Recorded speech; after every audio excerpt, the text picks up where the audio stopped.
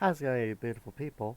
My name is Rhys of Seasing Dragon, and, well, something I've heard is, IGN, the Imagine Games Network, has released a guide for PvP in Elden Ring. I haven't played much PvP in this game, but I've heard it's not all that good, but I haven't seen this video yet. Ignore the dislike, I just kinda started the video when I disliked it just for the sake of, I thought it would be funny. Of the comment saying, here's the comment knowing what I'm doing, or from someone who knows what they're doing. I haven't seen this video in its entirety yet, so I don't actually know how bad it's going to be, but here's what I'm going to do. I'm going to react to it, try to point out like a lot of their mistakes and or misconceptions, and then if they feature a build that has like, feature a build that has like massive glaring issues, I will pop over to the build calculator and see if I can fix it. So let's go.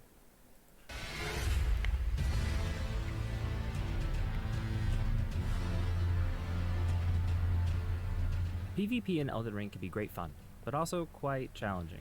The competition have been honing their skills against demigods and dragons alike since release. We're going to show you the ins and outs of making a PvP build, as well as an example build using those principles. Here's how to best prepare yourself against the hardest of Elden Ring bosses, other players. You can say that again.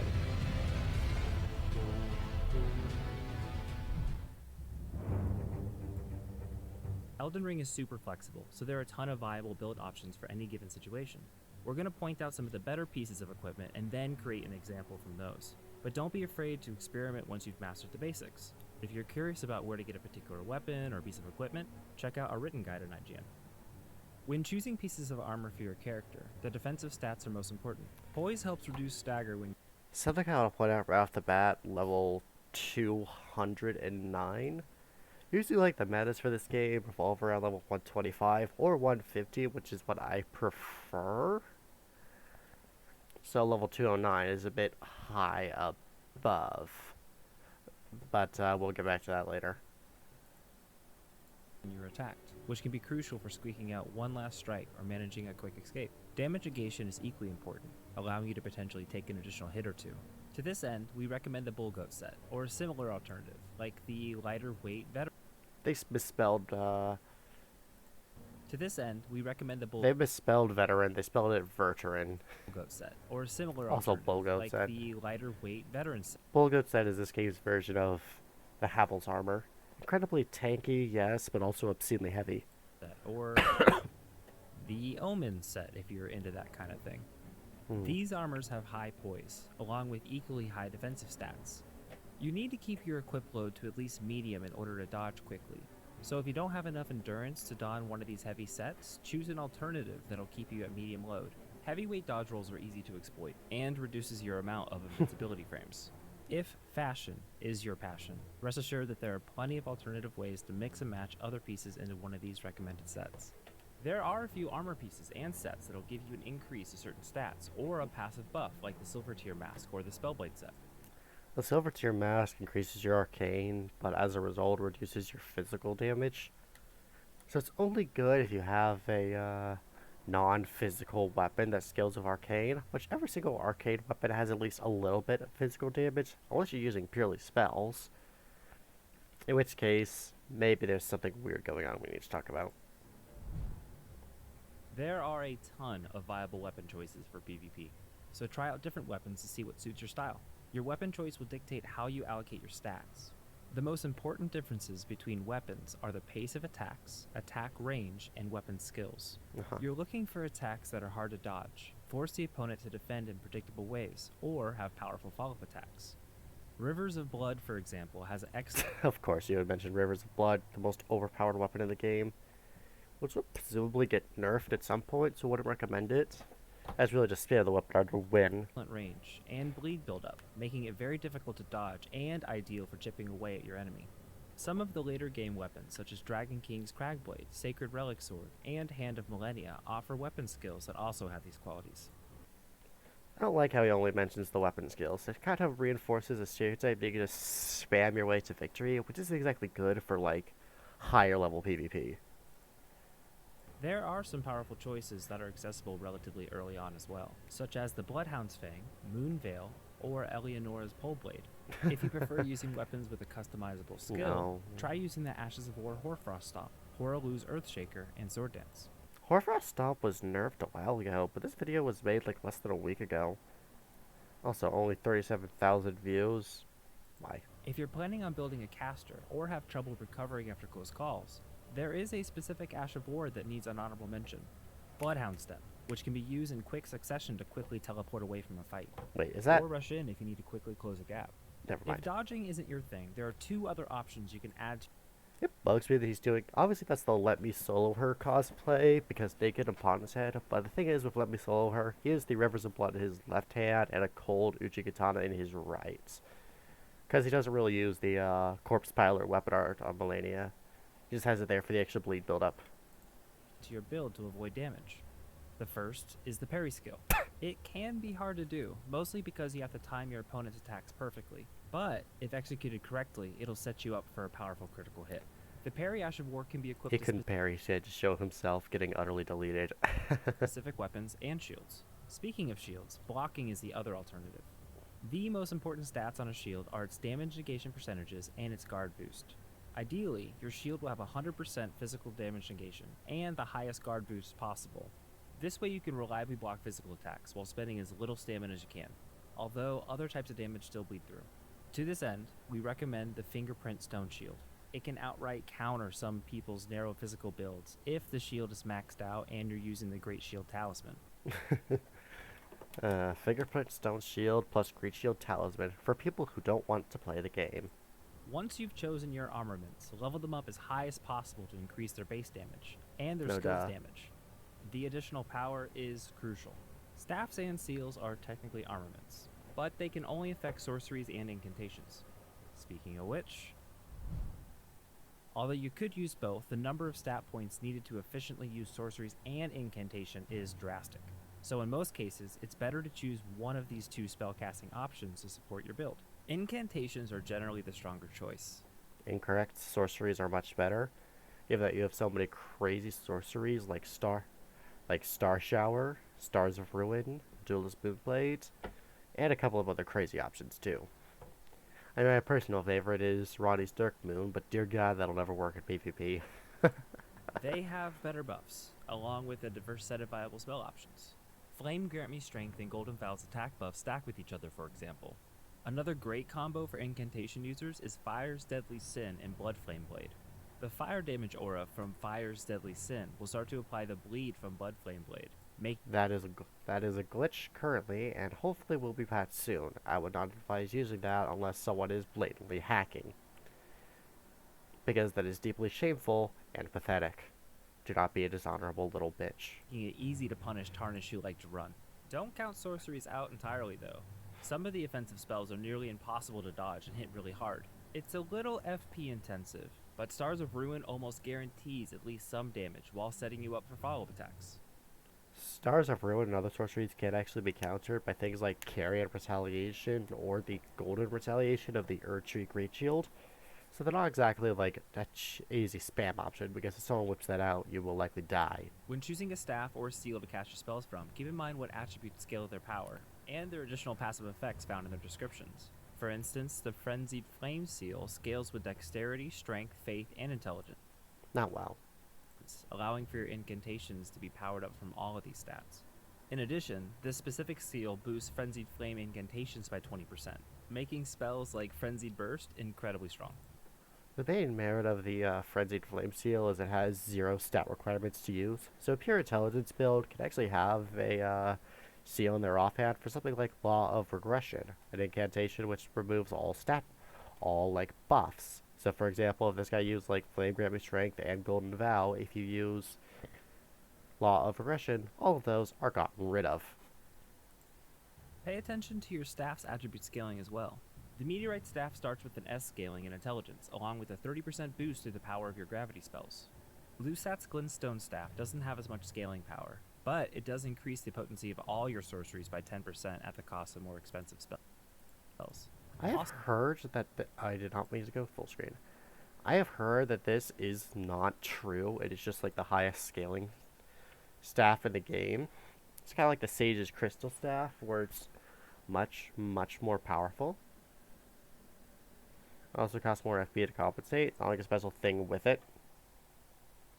It's kind of weird and all. Also, the meteorite staff. While it has an S scaling in intelligence at D and Fave, that might look incredible. It can't be upgraded, so higher level staves will just scale better over time with higher stats, like for example the Astrologer staff, Carrion Glintstone and Glintblade staves, and the Carrion Regal Scepter. Meteorite staff is good for low level PvP, but not for high level PvP. Also, there are a lot of intelligence weapons that, when combined with sorceries, can be devastating, such as Moonveil and the Dark Moon Greatsword. One last thing to note, a lot of sorceries and incantations can be charged by holding down the casting button. Charged spells do more damage, and can increase their range at the cost of an increased spellcasting time. Use this to throw off an opponent's dodge timing, or cut your cast short for a quicker recovery. Just like with your weapon choice, there are a lot of good options to pick for talismans. Here are just some of our favorites. If you're What was that? I want to see that in detail so I can like go over it. your weapon choice, there are a lot of good options to pick for talismans. Here Erdtree's Favor, +2. Yeah, fairly good. Recharge Arsenal, a staple in most of my builds. Great Shield Talisman is kind of situational. Usually you don't want to use shields all that much, as they're easy to exploit. Bulgo Talisman is like meh. are just some of our favorites. If you're building a caster, the Radagon's icon increases your casting speed as if you had 30 more points in dexterity. If you find yourself focused on your weapon skill, the Shard of Alexander boosts its damage by 15%. True. The +5 to vigor, endurance, strength, and dexterity. Now, you do not want the Radagon's icon on high level PvP. Whilst it increases your vigor and strength and X by 5, as you can see here, he's getting about 110 HP. It reduces all of your absorptions by 15%. So at high level, it can lead to you getting killed very quickly, even with something heavy like the Bulgoat's armor. The Source Seal is very bad for high level PvP. It's amazing for low level PvP, don't get me wrong, the 23 levels are amazing. Also using Godric Straight Rune, but we'll touch on that later. From Radagon's Source Seal more than makes up for the 15% increase in coming damage. No, it doesn't. Especially if you prioritize HP with other great talismans, like the Erdtree's Favor +2 or the Crimson Amber Medallion. The Bull Goat's talisman increases poise by a staggering 33%. Not exactly, but that's the way it's conveyed in-game and on the wiki. It decreases the poise damage you take by 25%. Though it's weird, because the game, as you can see there, phrased it as increasing your poise by a certain amount. The Great Jar's arsenal provides a 19% increase to the max equip load, allowing you to use heavier armor and weapons. Finally, the Dragoncrest Great Shield Talisman decreases all the physical damage taken by 17%. That's also not true, it's 20%. Although also that is reduced in PvP to a measly 5%, so it's not exactly useful. For PvE, it's outstanding, top 5 talisman in my eyes. You won't be able to choose all of these, but try to find the ones that suit your style the best. There are a few things to keep in mind when choosing your stats for PvP. Mind is important in relation to how much you rely on your skills or spells to do your damage. Take note of how many times you can use Bloodhound's Finesse or Stars of Ruin, and then choose your amount of mind to accommodate a certain amount of uses. I agree with this completely. If you can cast your strongest spell like 3 times in a row, you usually have enough for most PvP fights. I just don't want to spam something like Stars of Ruin, as you will get countered. But there's a little bit of FP wasted there. Vigor reigns supreme and should be your top priority. Being able to take an additional Rivers of Blood Slap could be the edge you need for a win. I always recommend 60 Vigor. Ideally, your endurance will be the exact amount needed for you to carry all of your gear and stay within a medium weight load. Also, I want to point something else out. And now those are his defenses with the Source Seal. Look at that magic, lightning, and holy absorption. It is not very high. Using talismans to increase your weight capacity won't come with the increased stamina that endurance does. Strength and dexterity should both be proportionally invested in relation to what stats your weapons scale with, but each comes with its own unique benefit. Dexterity decreases your casting time. so hybrid build casters may want to pair their spells with a Great to dex see weapon. fat roll. When you two-hand a weapon, your strength score increases by 50%, also increasing that weapon's damage. Intelligence and faith, like strength and dexterity, is most often a binary choice. Depending on what kind of casting you choose, along with how much you'll depend on casting, will dictate how many points to allocate towards these stats. Note that even buff spells are empowered by a higher related casting stat. No, they are not. The only PvP-related benefit Arcane provides is with weapons that specifically scale off Arcane. The additional blood, madness, poison, or sleep damage scales off the amount of Arcane you have, but only with weapons that also scale off Arcane. That's actually true. It's less known fact, but only if your weapon has arcane scaling will to build up a certain stat scale with arcane. I wonder how he knew that. That's not like too well known. That's condescending, but you've seen what I've seen. Moving on. When considering your Flask of Wondrous Physic options, know that PvP fights won't always last that long, and you won't always have it available in every fight. Use it for a quick boost to your power by choosing one of the Crystal Knot tiers to increase the stat by 5, along with one of the Shrouded Crack tiers for 50-50. The shrouding crack tiers are good for a PvP fight as it'll boost in elemental damage by a certain amount for quite a while. The knot tiers, which increase the stat by 10, I believe, are not useful on high levels because as you level up a certain stat higher and higher, it becomes less viable to level it up more and more. Those are known as soft caps and hard caps. So for example, going from 20 to 30 strength is much more valuable than going from 50 to 60 strength. a more specific type of damage. Stamina is needed for every weapon swing, so the 15 stamina per second recovery from the Greenburst crystal tier is nice to have. Rather go into the fight with some additional defenses? The Opaline bubble tier can absorb most of the damage from your opponent's next attack. The Crimson bubble tier heals you. The Opaline bubble tier is not very good in PvP, as it is very easy to pop it with something weak, like a throwing knife. For 30% of your maximum HP once you drop below 20%. If you have a lot of HP, using both the Crimson crystal tiers to heal all of it in one potion is also useful.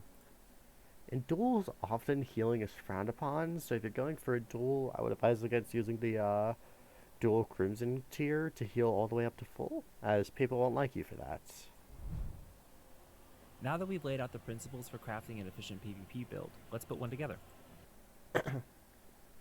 Armaments are Bloodhound's Fang, Sacred Relic Sword, Frenzied Flame Seal, Crimson Opaline Bubble Tiers, Armor Talismans, Bullgoat Set, Bullgoat Talisman. These are unnecessary together, as the Bullgoat Set already has enough poise to withstand almost anything. Rhys Sword Seal, bad at high level PvP. Archery Favor +2, Great Arsenal, nothing bad about there. Incantations, Blood Flame Blade, Flame Grant Me Strength, Golden Vow, Fire's Deadly Sin, Swarm of Flies, Frenzied Burst, Home Bolt, Execute's Decay, Barrier of Gold. Ick. In this build, we're taking advantage of the bleed build-up mechanic as a Faith caster, using dex weapons. The curved Greatsword Bloodhound's Fang has Blood Blast build-up, but can be improved with the Blood Flame incantation, which also adds fire damage. The fire damage is buffed with the Flame Grant Me Strength incantation, which also increases physical damage. This physical damage buff stacks exponentially with Golden Vow, which applies a damage and defensive buff simultaneously. This defense is backed up by our equipment, with the damage against. If you're going to use a weapon as a backup weapon, do not equip it at the same time as your main weapon, as that is just unnecessary equip load. You could probably shave off a good few points in endurance if you swapped, or if you didn't have the Sacred Relic Sword equipped at all times. Employs the Bullgoat set, complemented by the Bullgoat's Talisman. This combination brings us to 133 poise, the maximum without consumable items like Balachin's Blessing. Radagon Sword Seal's benefits It's Baldachin's. Did you forget the extra D? are too good to pass up. So our Wondrous Flask is mixed with the Crimson and Opaline bubble tiers, giving us defensive buffs to help mitigate its negative effect. Erdtree's Favor +2 also helps mitigate Radagon Sword Seal's deficits by providing more HP and that comes amount of with damage, additional it still stamina and doesn't. equip load. That, combined with Great Jar's Arsenal, makes our tanky build comfortably sit at a medium load. The Frenzied Flame Seal is chosen for its dexterity scaling, along with the added buff to our range incantation, Frenzied Burst. For stats, Vigor and Dexterity are the priority, followed by a high Faith and Mind to support the many buff and offensive spells in the build. The Intelligence, Arcane, and Endurance stats are He missed a memory stone somewhere. Investing at He the has 9 amounts slots, not needed for the 10. necessary requirements of our spells and equipped load. Our armaments have a little bit of strength scaling, so we invested a few points in it as well. As for our other incantations, Swarm of Flies combines well with the hemorrhage effects of our Bloodhound's Fang. It also adds a powerful slow-moving ability to our arsenal to keep the opponents guessing. Fire's Deadly Sin removes the Flame Grant Me Strength buff, but because it applies blood loss due to Blood Flame Blade, it's a great option for chasing down Maidenless Tarnished who spam their dodges. Oh no, they're evading me. They're evading me. I might as well use a fucking exploit. What the hell? Honed Bolt is another great answer to interrupting dodge spamming, and happens to be great at punishing players who try to heal. Ekzaiki's Decay could be replaced with any other named Dragon Breath options, and is mainly used to switch up strategies in case of a stalemate. Barrier of Gold helps counter magic builds by increasing magic resistance by 60%. All that leaves is the Sacred Relic Sword. This weapon is perfect for our Dex and Faith build, scaling from both of them. Its Wave of Gold skill is devastatingly powerful, has a knockback effect, huge range, and makes for a great opening attack. Regardless of what build you choose to make, determining the pace of combat is crucial. Using slow-moving abilities like the Swarm of Flies incantation or the Wave of Gold skill are great ways to force your opponent to react in ways that you can predict. Follow up with faster options like a dash attack or Bloodhound's Finesse to take advantage of the predictable dodges that come after. You could also move forward with these slow-moving abilities to close the gap if your strength lies in a melee strategy, like this one. You'll want to apply buffs right before the fight, but they don't last forever. Look for opportunities to reapply them mid-fight when they run out. Once you've practiced for a while, consider rearranging your spells to make switching them easier to do while in combat. Your build has to be able to answer for the array of other builds. The best PvP players will have options against the many strategies you'll potentially face. With these tips, we hope you'll be farming fellow Tarnished for runes and rune arcs in no time. Let us know about any combinations you've found success with in PvP, or where your favorite place to fight is. For more on Elden Ring, be sure to check out our sorcery build guide for a more spell-focused character, or our guide on how to unlock the secret endgame area of Nicola's Halig Tree. Right, this is a bit of a mess, but I promised I would solve it. Ignore the cheat engine thing, that's what I use sometimes for the seamless co-op, just to... I don't use it online. So then, I like the idea of like a Dex, Faith, Arcane mixture, so the things we're going to have to worry about for this build would be Vigor, Mind, Endurance, Dexterity, Faith, and a tiny bit of Arcane. Let's look at this. So first of all, we want to go with what he did, which is full bull goats. May God forgive me for my great sins. We want to have the Great Jar's Arsenal, the Erdtree's Favor +2. I don't want the Radagon Source Seal or the Bull Goat's Talisman, and those are unnecessary. Let's sort this out with the Radagon icon and the Old Lord's Talisman. Radagon icon increases your casting speed. The Old Lord Talisman increases the duration of your spells. So which one is heavier between Bloodhound Fangs and Sacred Relic Sword? Your Relic Sword brings us up to 78.2. 78.2 versus the Fang brings up to 78.7. So yeah, the Bloodhound Fang is the heavier one, so I want to plan around that a little bit. Put the Frenzied Flame Seal here for just this second. I think I'll swap it out with something else later. I want to keep some of the spirit of this, so I want to go with... Good Lord. Flame Grant Me Strength, Golden Vow, and then Blood Flame Blade. Alright. Perfect. Obviously you want the 60 Vigor. And for roll catching, I guess we could go with Hone Bolts. I like that. And then Surge of Flame. It just creates a constant flamethrower, which is a very good wave of damage. As you can see, it is very cheap and uses very little FP, so it's perfect for someone very close to you. Much better than Fire's Deadly Sin Blood Flame Blade. Still salty about that, but whatever.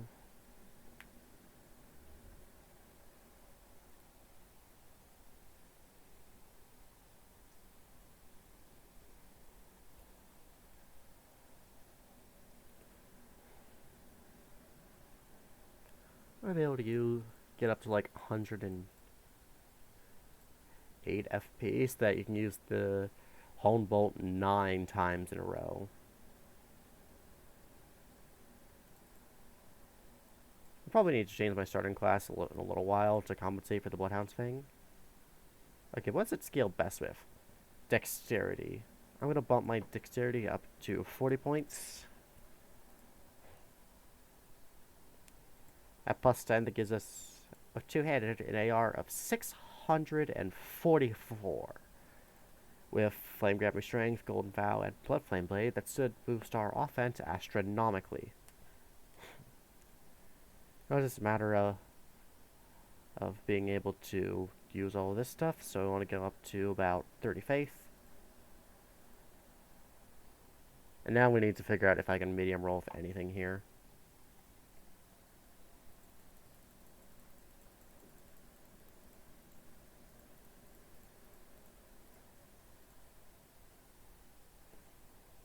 So that's 143 with Hero. Let me try some other things. Wait, do we need any Arcane for this? I just need like 10 Arcane. Alright. That's 143 as a hero. We'll try a few other things. With Confessor, it's also 143. Vagabond, it's 141. Prophet, 142. Samurai, 142. And then Wretch, 145. So I want to go with Vagabond for this. Next, it's 144 with the Arcane versus Hero was 143. I'm going to confuse myself a little bit here. I think Hero is the best option with 143. And right now, the Frenzied Flame has an incantation scaling of 237. I want to use the last 7 levels to bump first Mine to 20 and then Arcane to 16. That gives me 10 casts of Hone Bolt to spare and a very long cast of Surge O Flame. And now let's see what Sacred Seals would be better for this. So 237 versus... Let's go with the Dragon Convenience Seal because Arcane's failing. 178. Okay, so yeah, this Flame Seals look better than that.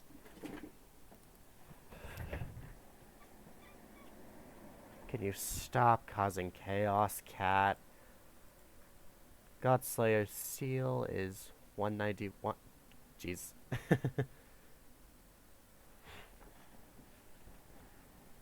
Here, basically, the Frenzied Flame Seal seems to be the best option.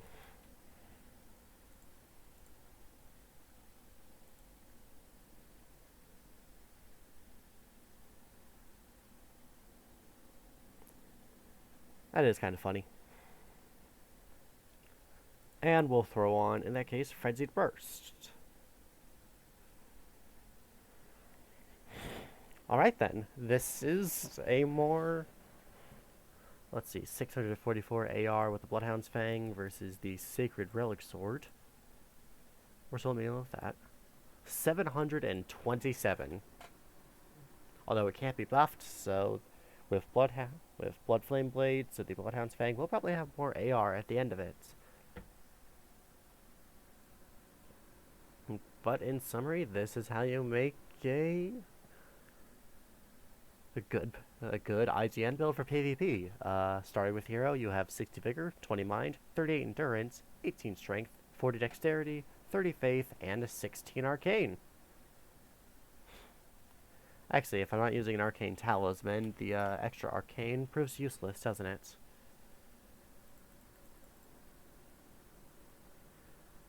Let's go with 5 more Faith.